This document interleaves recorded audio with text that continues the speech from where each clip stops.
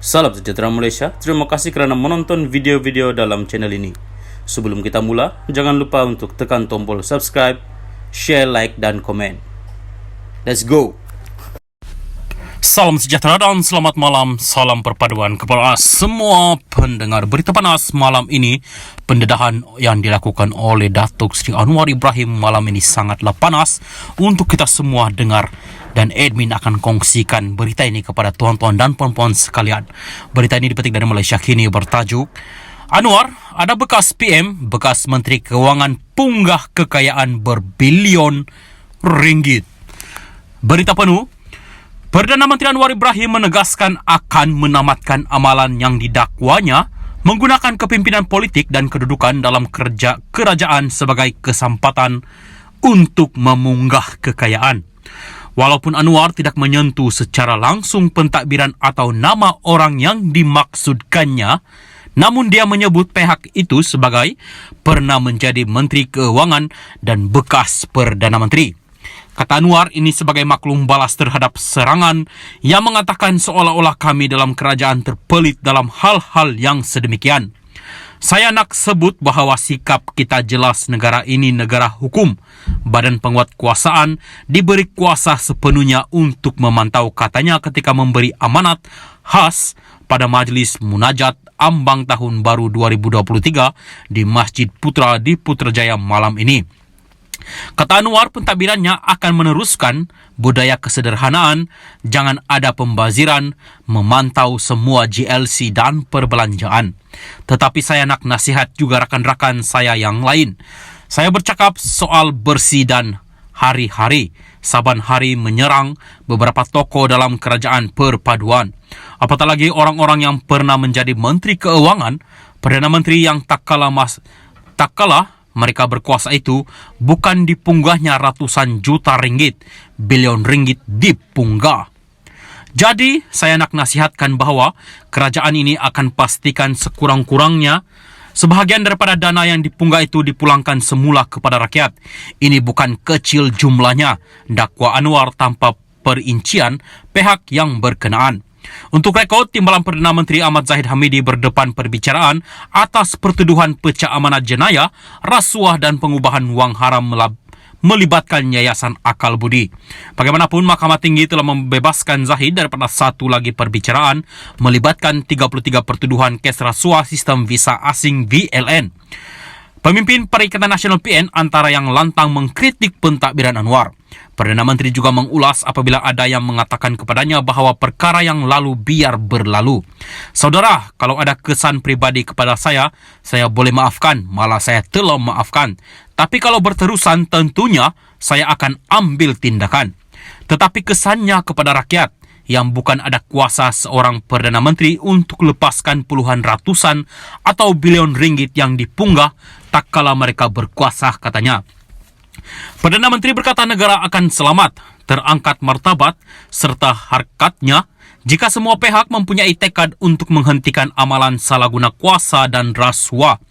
Maka badan penguasaan harus juga memikirkan bagaimana hela dan cara supaya jangan rakyat miskin tapi terpukau dengan janji dan slogan kononnya bersih, padahal diseleput dengan ratusan juta kekayaan yang dipunggah daripada mereka. Saya sebut hal ini bahawa ini adalah tugas bersama. Ini bukan soal politik kepartian.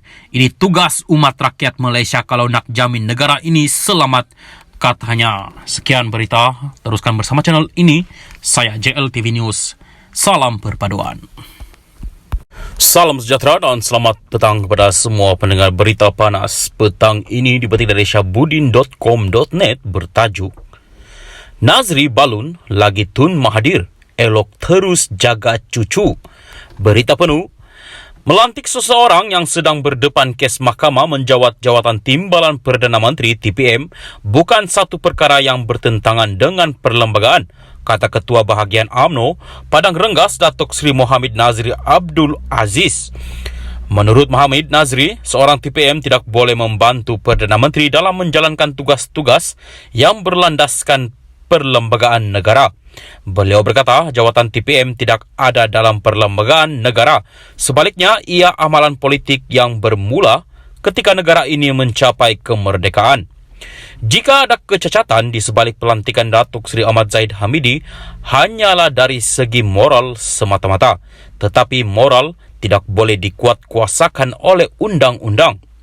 Untuk menjadi sebahagian daripada anggota kabinet, TPM perlu memegang satu portofolio sebagai menteri. Tidak ada jawatan TPM tanpa portofolio seperti Perdana Menteri. TPM tidak boleh menjalankan tugas-tugas Perdana Menteri yang termaktub dalam perlembagaan seperti menasihatkan Yang di-Pertuan Agong dalam pelantikan 44 daripada 70 anggota Dewan Negara, pelantikan Peguam Negara dan beberapa jawatan lain. TPM juga tidak boleh mengambil alih tugas PM dalam melantik pengurusi-pengurusi syarikat berkaitan kerajaan GLC. Ia adalah tugas PM yang ditetapkan dalam perlembagaan. Sekiranya apa-apa berlaku ke atas PM, ia tidak bermakna TPM akan terus menggantikannya kerana ia adalah kuasa Yang di-Pertuan Agong, katanya kepada Astro Awani. Sehubungan itu, bekas menteri di Jabatan Perdana Menteri, Parlimen dan Undang-Undang itu pelik apabila seorang yang berpengalaman seperti Tun Dr. Mahathir Mohamad membangkitkan mengenai pelantikan seorang TPM.